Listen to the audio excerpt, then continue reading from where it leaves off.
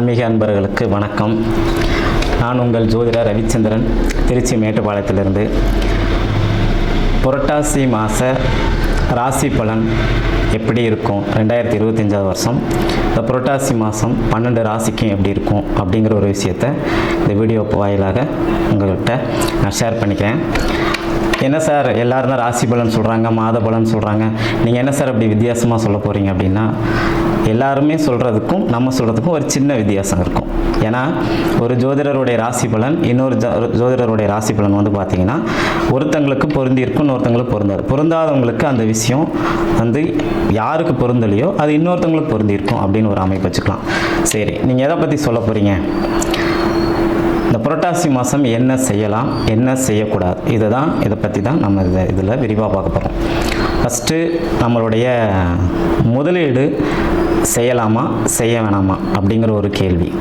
எது செய்யலாம் எது செய்யக்கூடாது, ரெண்டாவது ஒரு விஷயம், அப்பா அம்மாவுக்கு எப்படி இருக்கும், அதே மாதிரி எந்த கோயிலுக்கு போய் வழிபாடு செஞ்சால் நமக்கு நன்மையை தரும், யாருக்கு திருமணம் கைகூடும், அதே மாதிரி யாருக்கு காதல் வந்து சக்ஸஸ் ஆகும், காதலால் பிரச்சனை இல்லாமல் வாழ்க்கையில் செட்டில் ஆகக்கூடிய அமைப்பு இருக்கும் அப்படின்னு, கடன் யாருக்கு தீரும், அதே மாதிரி ஒரு மருத்துவ சிகிச்சை எடுத்துகிட்ருக்குறோம், இது எங்களுக்கு வந்து இந்த ட்ரீட்மெண்ட் எப்போ வந்து முடியும் அல்லது கட்டுக்குள்ளார இருக்கும், எப்போது சரியாகும் அப்படிங்கிற ஒரு அமைப்பு, வீடு யாருக்கு அமையும் அப்படின்னு பலதரப்பட்ட கேள்விகள் நம்ம இந்த ராசி பலனில் வந்து பார்க்க போகிறோம்.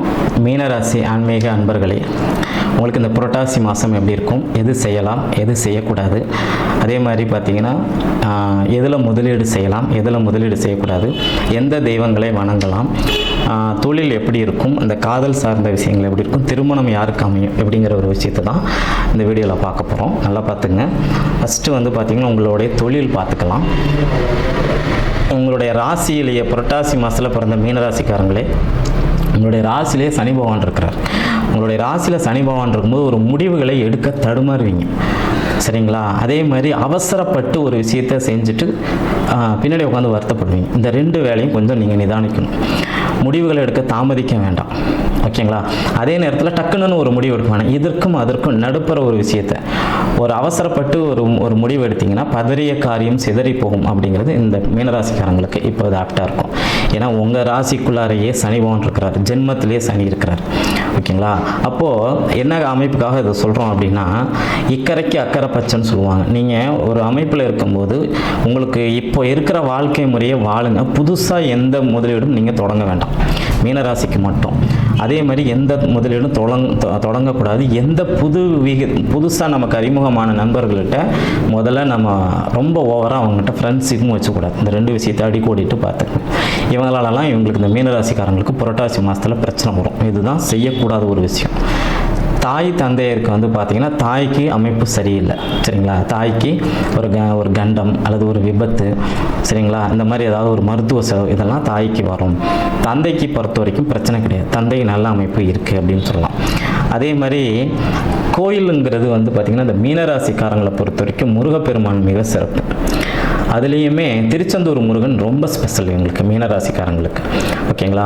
அப்போ திருச்செந்தூர் முருகப்பெருமானை போய் இவங்க வழிபட்டுட்டு வரும்போது நான் முன்னாடி சொன்னேன் பார்த்திங்களா, அந்த 7.5 சனியோடைய பாதிப்பு, அந்த அவசரப்பட்டு எடுக்கக்கூடிய முடிவு, அந்த ஒரு டக்குன்னு ஒரு முடிவெடுக்க முடியாத ஒரு சூழ்நிலை, இது எல்லாத்தையுமே திருச்செந்தூர் முருகனை போய் வணங்கிட்டு வந்தீங்க அப்படின்னா உங்களுக்கு ஒரு நல்ல யோக பலன்களை கண்டிப்பாக கொடுத்துரும் அப்படின்னு சொல்லுவோம். திருமணம் யாருக்கு அமையும் அப்படின்னு சொல்லலாம். நல்லா கவனிங்க, திருமணம் வந்து அமையக்கூடிய அமைப்பு இப்போதைக்கு இவங்களுக்கு கிடையாது.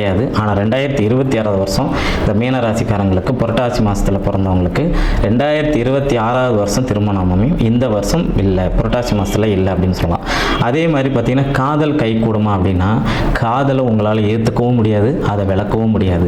இப்படி அந்த இருதலைக்குள்ளியாக இருப்பீங்க இந்த புரட்டாசி மாதத்தில் அப்படிங்கிற ஒரு அமைப்பை வந்து சொல்லலாம். அதன் பிறகு பார்த்திங்கன்னா கடன் வந்து பார்த்திங்கன்னா உங்களுக்கு இருக்கக்கூடிய கடன் நிறைய இருக்கும், ஆனால் வெளியில் யாருக்குமே தெரியாது. இவங்களுக்கு இவ்வளோ கடன் இருக்குன்னு சொன்னோம்னா யாருமே நம்ப மாட்டாங்க. அந்த மாதிரி தான் உங்களுடைய கடன் வரவு செலவு இருக்கும் அப்படிங்கிற ஒரு அமைப்பை சொல்லலாம். வீடு வந்து பார்த்தீங்கன்னா உங்களுக்கு ஆல்ரெடி உங்களுக்கு வீடெல்லாம் ஏற்கனவே அமைஞ்சிருக்கும். 7.5 சனியில் உங்களுக்கு விரைய சனி ஆரம்பிச்சது பார்த்தீங்கன்னா ஒரு 2.5 வருஷத்துக்கு முன்னாடி அப்போவே உங்களுக்கு வீடெல்லாம் அமைஞ்சிருக்கும். சொத்து வேணுமா நீங்கள் வாங்கலாம். இந்த சொத்து வாங்கக்கூடிய அமைப்பு அல்லது வாகனம் வாங்கக்கூடிய அமைப்பு, தாயாருக்கு செலவு செய்யக்கூடிய அமைப்பு, இந்த அமைப்பெல்லாம் உங்களுக்கு வந்து கண்டிப்பாக நடக்கும். ஆனால் அந்த மாதிரி ஒரு விஷயம் வந்து சொல்லலாம். சரிங்களா? நல்லா கவனிச்சுங்க. ஸ்கின் டிசீசஸ் வரும்.